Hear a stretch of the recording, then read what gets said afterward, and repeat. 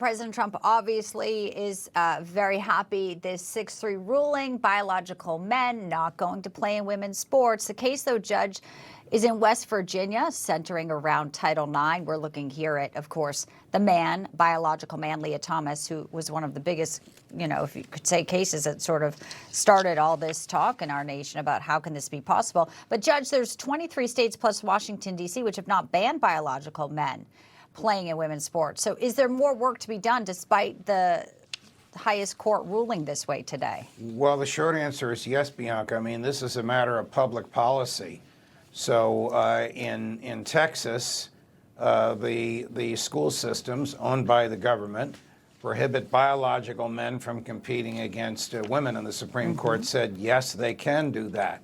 But in New Jersey, for example, biological men can compete against women. It's really up to the public policy of each individual state. And if this is to become more just so that women are not confronted with having to compete against a person who looks like a woman but is really a guy, it's going to require a lot of political work in those other states, which, as you say, is about half the country.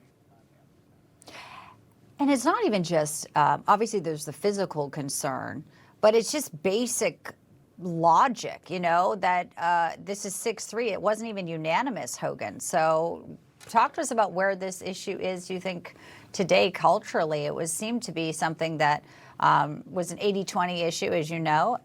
Women have been injured by males who were on the teams. But think of a young woman who needs to see a man in her locker room as she has to change. I mean, it's hard to think that this wasn't unanimous. Whenever a conservative on the court votes like the left, Democrats come out and say, look how principled, look how objective, look how constitutionally sound that argument was. Way to go for that conservative. But they never ask any questions about why all of the staunch Democrats on the court don't ever side with Republicans on issues so commonsensical as you just said, like this one. Men should not compete against women. There's a reason there are two sports leagues, one for men and one for women. And this will be a fight that I think continues for a long time. But it's also one that was on the ballot in 2024. And I would argue got Donald Trump, helped get him elected because of the common sense versus crazy argument. But Democrats aren't going anywhere with this one. They're going to double down, triple down in these states, and it's a problem.